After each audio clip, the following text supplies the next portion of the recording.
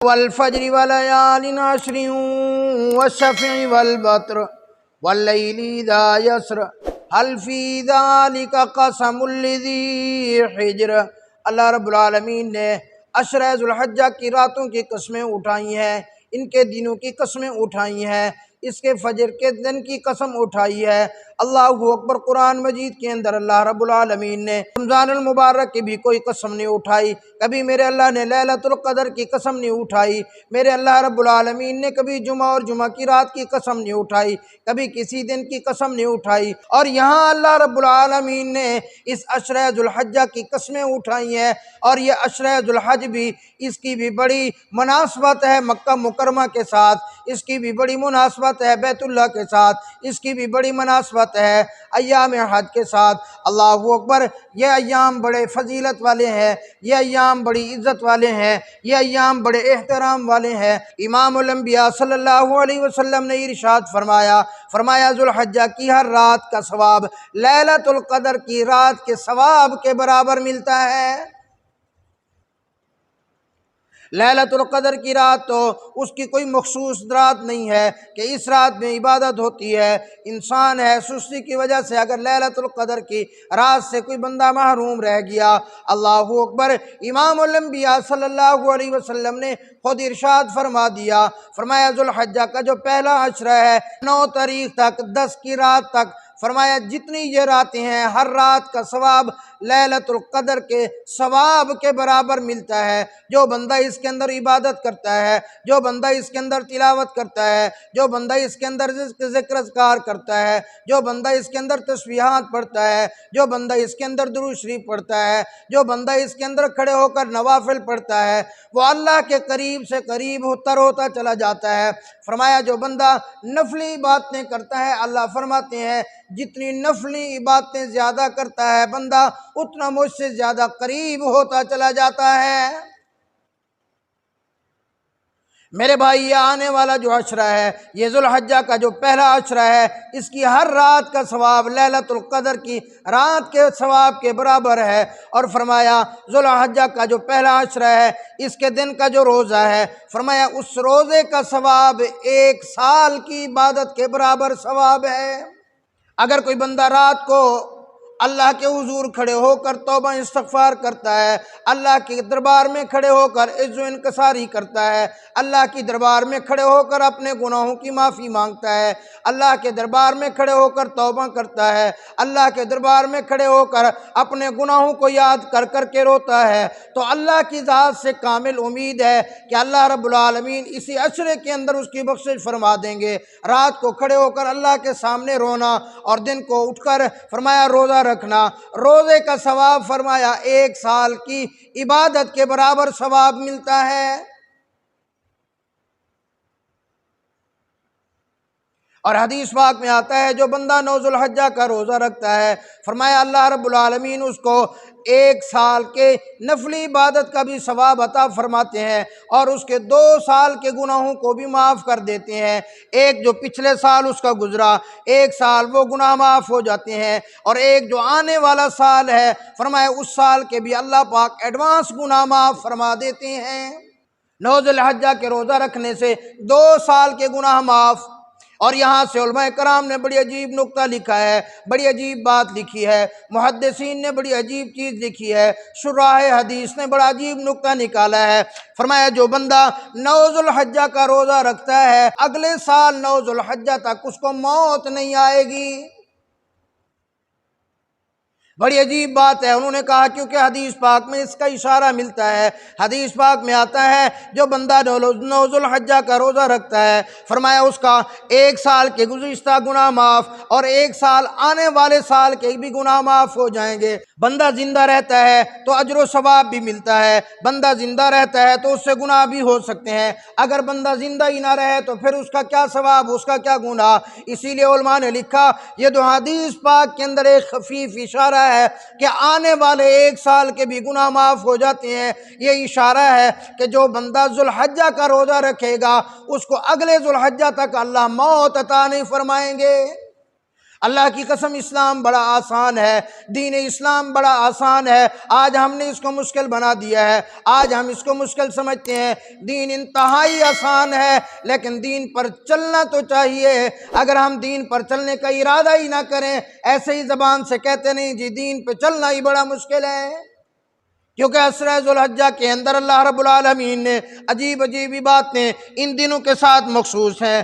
فرمایا حج بیت اللہ، حج ان ایام کے اندر، اسی ذوالحجہ کے دنوں کے اندر اللہ نے اس کو لازم اور ملزوم کر دیا ہے۔ ذوالحجہ کے دنوں کے علاوہ حج نہیں ہو سکتا۔ اسلام کا بہت بڑا رکن حج صرف ذوالحجہ کے دنوں کے اندر ہوتا ہے۔ اللہ اکبر، یہ پہلی عبادت ہو گئی۔ اور دوسری عبادت ذوالحجہ کے دنوں کے اندر قربانی کی ہے۔ اللہ رب العالمین نے جن صاحب حیثیت لوگوں پر قربانی کو واجب کیا ہے، فرمایا قربانی بھی ذوالحجہ کے دنوں کے اندر ہو سکتی ہے۔ آگے پیچھے انسان صدقہ کر سکتا ہے، آگے پیچھے انسان اللہ کے راستے میں خرچ کر سکتا ہے، لیکن جو قربانی کرنا ہے اور جو قربانی کا ثواب ملے گا وہ صرف ذوالحجہ کے ایام کے ساتھ مخصوص ہے۔ ویسے تو قربانی سیدنا آدم علیہ السلام کے زمانے سے چلی آ رہی ہے۔ اذ قربا قربانا فتقبل من احدہما ولم یتقبل من الاخر، لیکن اللہ رب العالمین نے جو اس امت کو یہ قربانی کا واجب عطا فرمایا ہے، یہ سیدنا ابراہیم علیہ السلام کی سنت ہے۔ سنت ابیکم ابراہیم هو سماکم المسلمین۔ ان ایام کے اندر اللہ کی بڑی بڑائی بیان کرنی چاہیے، اللہ رب العالمین کی کبریائی کو بولنا چاہیے۔ ایک تو حج کے اوپر جتنے بھی بندے جاتے ہیں، دعا فرماؤ جتنے لوگ حج کے اوپر پہنچ چکے ہیں، اللہ پاک ان کے حج کو قبول فرمائے۔ جو جانے کا ارادہ رکھتے ہیں، جو ابھی جانا چاہتے ہیں، اللہ پاک ان کو بھی وہاں پہنچ کر ان کے سفر کو اور ان کے حج کو اپنی بارگاہ میں قبول فرمائے۔ ہر حاجی وہاں جا کر اللہ کے حضور رو رو کر، گڑ گڑا کر، آنکھوں سے آنسو بہا کر، عز و انکساری کے ساتھ کفن کی طرح دو چادریں لے کر اللہ کے حضور کھڑا ہو کے کہتا ہے لبیک اللہم لبیک لا شریک لک لبیک، کہتا ہے بندہ میں حاضر ہوں۔ اللہ کہتے ہیں تو کیسے حاضر ہے، تیرے دل کے اندر کیا ہے، میرے ساتھ کسی کو شریک تو نہیں ٹھہرایا؟ وہ کہتا ہے لا شریک لک، اللہ میں نے تیرے ساتھ کسی کو شریک نہیں ٹھہرایا۔ اللہ کہتے ہیں ٹھیک ہے، تو آ گیا بیت اللہ شریف میں، تو یہاں چکر بھی لگا رہا ہے، تو یہاں عبادت بھی کر رہا ہے، تو یہاں طواف بھی کر رہا ہے، یہاں تو عبادت بھی کر رہا ہے، پتہ نہیں تیرے دل کے اندر کس چیز کی محبت ہے۔ تیرے دل کے اندر دنیا کی محبت ہے، تیرے دل کے اندر دکان کی محبت ہے، تیرے دل کے اندر مال کی محبت ہے۔ وہ کہتا ہے نہیں نہیں اللہ، ان الحمد والنعمت لک والملک لا شریک لک، اللہ میرے دل کے اندر کوئی مال، کوئی محبت، جو بھی نعمتیں ہیں یہ ساری تیری ہی ہیں، تیرے سوا میرا کسی کا، میرا کوئی شریک نہیں ہے۔ اور اللہ رب العالمین نے ان ایام کے اندر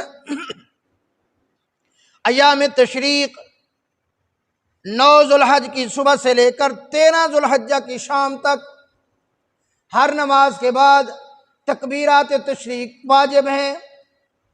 اللہ اکبر اللہ اکبر لا الہ الا اللہ اللہ اکبر وللہ الحمد۔ فرمایا ہر نماز کے بعد ہر مرد و عورت کے اوپر، ہر مسلمان مرد عورت عاقل بالغ پر تکبیرات تشریق کہنا واجب ہے۔ جو نہیں کہے گا وہ گناہگار ہوگا۔ 9 ذوالحجہ سے لے کر 13 کی عصر تک یہ تو واجب ہو گئی۔ ویسے حدیث پاک کے اندر آتا ہے کہ جیسے ہی ذوالحجہ کا مہینہ شروع ہوتا تھا، صحابہ کرام رضوان اللہ علیہم اجمعین اس کو تکبیر کو پڑھا کرتے تھے، بازاروں کے اندر آتے جاتے پڑھتے تھے، گھروں کے اندر آتے جاتے یہ تکبیر پڑھا کرتے تھے، مسجد میں آتے جاتے یہ تکبیر پڑھا کرتے تھے۔ سیدنا ابو ہریرہ رضی اللہ تعالیٰ عنہ اور حضرت سیدنا عبداللہ ابن عمر رضی اللہ تعالیٰ عنہ فرمایا جیسے ہی صبح صبح بازار کے اندر جاتے، مدینہ منورہ کی بازار کے اندر اندر جاتے پڑھنا شروع کرتے اللہ اکبر لا الہ الا اللہ واللہ اکبر وللہ الحمد۔ فرمایا ذوالحجہ کا مہینہ شروع ہوتے ہی یہ دونوں حضرات مدینہ منورہ کی بازار کے اندر جا کر اللہ کی تکبیر بیان کرتے تھے۔ یہ حضرات ان کا بلند آواز سے پڑھنا ہوتا تھا۔ بازار مدینہ منورہ میں اللہ کی تکبیر کے نغمے گائے جاتے تھے۔ آج ہم مسلمان اس کے اندر غفلت کر گئے ہیں، آج ہم مسلمان اس کے اندر شرم محسوس کرتے ہیں۔ میرے بھائی جیسے ہی ذوالحجہ کا مہینہ شروع ہو جائے تو تکبیر پڑھنا شروع کر دو، چاہے جو بلند آواز سے کہو چاہے آہستہ آواز سے کہو، آہستہ آواز کے ساتھ پڑھو یا بلند آواز کے ساتھ پڑھو، گھر میں آتے جاتے پڑھو، مسجد میں آتے جاتے پڑھو، بازار میں آتے جاتے پڑھو، کاروبار پہ آتے جاتے پڑھو، اگر کوئی آپ نے کہیں نوکری پہ جانا ہے، ملازمت پہ آتے جاتے پڑھو اللہ اکبر لا الہ الا اللہ اللہ اکبر وللہ الحمد۔ آتے جاتے یہ پڑھو، جیسے ہی اللہ کی تکبیر کو ہم بلند کریں گے اللہ ہم سے راضی ہو جائیں گے۔ اللہ اکبر۔ اور ایک آخری بات فرمایا، جیسے ہی ذوالحجہ کا چاند نظر آئے گا، جن لوگوں کے ذمہ قربانی ہے، جو قربانی کرنا چاہ رہے ہیں، چاہے ان کے ذمہ واجب قربانی کرنا چاہ رہی ہیں یا ان کے ذمہ واجب نہیں ہے، ویسے ہی اللہ کے نام پر وہ قربانی کرنا چاہتے ہیں، ان کو چاہیے، مستحب عمل یہ ہے کہ وہ اپنے ناخن نہ کٹوائیں، اپنے جسم کے بال نہ کٹوائیں، اپنی حجامت نہ بنوائیں جب تک کہ قربانی نہ کر لیں۔ اگر کسی نے اپنے ناخنوں کو نہیں کاٹا، بالوں کو نہیں کاٹا، تو اس کو ثواب زیادہ ملے گا، اس کو اجر زیادہ ملے گا، اور بھی اس کی حکمتیں ہوں گے۔ ایک حکمت علماء نے جو لکھی ہے، فرمایا ایک بندہ حج بیت اللہ کرنے کے لیے جاتا ہے، فرمایا جب وہ احرام باندھ لیتا ہے اس کو بھی اجازت نہیں ہے کہ وہ خوشبو لگائے، وہ اپنی حجامت بنائے، وہ اپنے ناخن کاٹے، وہ اپنے اس طرح کا کوئی عمل کرے، اور جس کے ذمہ قربانی واجب ہے فرمایا اس کے لیے بھی یہ نہیں ہے کہ وہ یہ کوئی عمل کرے تاکہ اس کی مشابہت ہو جائے حج کرنے والے کے ساتھ۔ ممکن ہے اللہ پاک کسی کی مشابہت کی وجہ سے اللہ جیسے حاجیوں کی بخشش فرمائیں گے، اللہ اس انسان کی بخشش فرما دیں، کیونکہ حدیث پاک میں آتا ہے من تشبہ بقوم فہو منہم، فرمایا جو جس قوم کی مشابہت اپنائے گا قیامت والے دن وہ انہی میں سے اٹھایا جائے گا۔ تو میرے بھائی یہ آنے والا جو ذوالحجہ کا عشرہ ہے یہ بڑا عظیم عشرہ ہے، یہ بڑا مقدس عشرہ ہے، بلکہ علماء نے لکھا ہے کہ رمضان المبارک کے مہینے کے بعد احادیث مبارکہ کے اندر جس عشرے کے فضائل بیان کیے گئے ہیں، فرمایا وہ یہ عشرہ ذوالحجہ کا عشرہ ہے۔ ابھی 3-4 دن باقی ہیں، غالباً سوموار والے دن شام کو اس کا چاند نظر آ جائے گا، منگل والے دن یکم ذوالحجہ ہوگی۔ تو اللہ نے جس کے ذمہ قربانی واجب ہے، اور قربانی کے وجوب کے لیے بھی یہ سمجھ لیں، مسلمان عاقل بالغ مقیم صاحب نصاب پر قربانی واجب ہے۔ صاحب نصاب کا کیا مطلب ہے؟ آج کے زمانے میں جو بندہ 52.5 تولہ چاندی کا مالک ہے، یا اتنا مال تجارت کا مالک ہے، یا اتنا اس کے پاس سونا ہے، یا اتنا اس کے پاس نقدی ہے، یا اتنا اس کے پاس گھر کے اندر ضرورت سے زائد سامان ہے، مثلا گھر کے اندر 3-4 سیٹ ڈنر سیٹ کے ہیں، اب ایک سیٹ تو گھر کے استعمال کے اندر ہے، 2 سیٹ کبھی استعمال ہی نہیں ہوئے، گھر کے اندر 20 سوٹ ہیں کپڑوں کے، 10 تو استعمال میں ہے، 10 ایسے پڑے ہیں کبھی استعمال ہی نہیں ہوئے، جو ضرورت سے زائد گھر کے اندر بھی سامان پڑا ہے اس کی بھی قیمت لگائیں گے۔ آج کل تقریباً ایک اندازے کے مطابق 1,40,000 روپے کا جو بندہ مالک ہے، اتنا اس کے پاس رقم ہے، سونا ہے، چاندی ہے، مال تجارت ہے، یا اتنی رقم کا کسی صورت میں بھی وہ مالک ہے، تو اس پر قربانی کرنا واجب ہے۔ اگر وہ قربانی نہیں کرے گا تو گنہگار ہوگا، اللہ کے ہاں اس کو پھر جواب دینا پڑے گا۔ امام الانبیاء صلی اللہ علیہ وسلم نے ارشاد فرمایا جس بندے کے ذمہ قربانی واجب ہے اور اس نے قربانی ادا نہیں کی، فرمایا اس کو حق نہیں ہے کہ وہ عید والے دن مسلمانوں کی عیدگاہ کے اندر داخل ہو، اس کو مسلمانوں کی عیدگاہ کے اندر مسلمانوں کے ساتھ عید پڑھنے کا پھر کوئی حق نہیں ہے۔ فرمایا قیامت کا دن ہوگا، نفسی نفسی کا عالم ہوگا، ہر بندہ پریشان ہوگا، ہر بندہ ٹینشن کے اندر ہوگا، اللہ اکبر، پل صراط ہوگی، فرمایا بال سے باریک تلوار سے تیز ہوگی، 1500 سال اس کی مسافت ہوگی، اس کے نیچے جہنم ہوگی، ہر بندہ وہاں پریشان ہوگا کہ کیسے ہم یہ پل صراط کراس کر کے جائیں، کیسے ہم اس کو عبور کر کے جائیں۔ فرمایا جو قربانی کرنے والا مسلمان ہوگا، جس نے دل کے ساتھ قربانی کی ہوگی، جس نے اخلاص کے ساتھ قربانی کی ہوگی، فرمایا قربانی کا جانور آ جائے گا، وہ قربانی کے جانور کے اوپر سوار ہو کر پل صراط سے عبور ہو کر جائے گا، پل صراط پار کر جائے گا، یا اللہ کی اس کے اوپر خصوصی رحمت ہوگی۔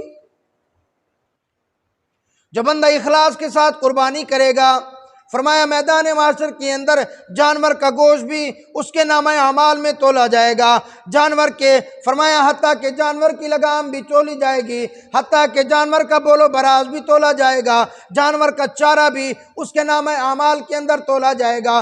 اخلاص کے ساتھ جو قربانی کرے گا، کیونکہ حضرت سیدنا ابراہیم علیہ السلام کی سنت ہے، سیدنا ابراہیم علیہ السلام نے اپنے بیٹے کی قربانی اللہ کے راستے میں دینا چاہی، فرمایا وہ قربانی نہیں ہوئی تو اللہ رب العالمین نے اس کی جگہ دمبا جنت سے بھیجا۔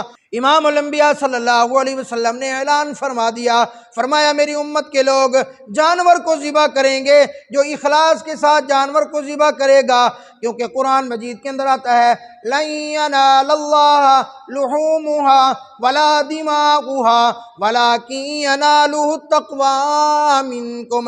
اللہ کو نہ گوشت کی ضرورت ہے، اللہ کو نہ تمہارے خون بہانے کی ضرورت ہے، اللہ رب العالمین تو تمہارے دل کے تقوی کو دیکھتے ہیں، اللہ تو تمہارے اخلاص کو دیکھتے ہیں۔ فرمایا جو بندہ اخلاص کے ساتھ قربانی کرے گا، اللہ کی رضا کے لیے قربانی کرے گا، فرمایا وہ قربانی تو جانور کی کرے گا، اللہ پاک اس کو ثواب بیٹے کی قربانی کرنے کا ثواب عطا فرمائیں گے۔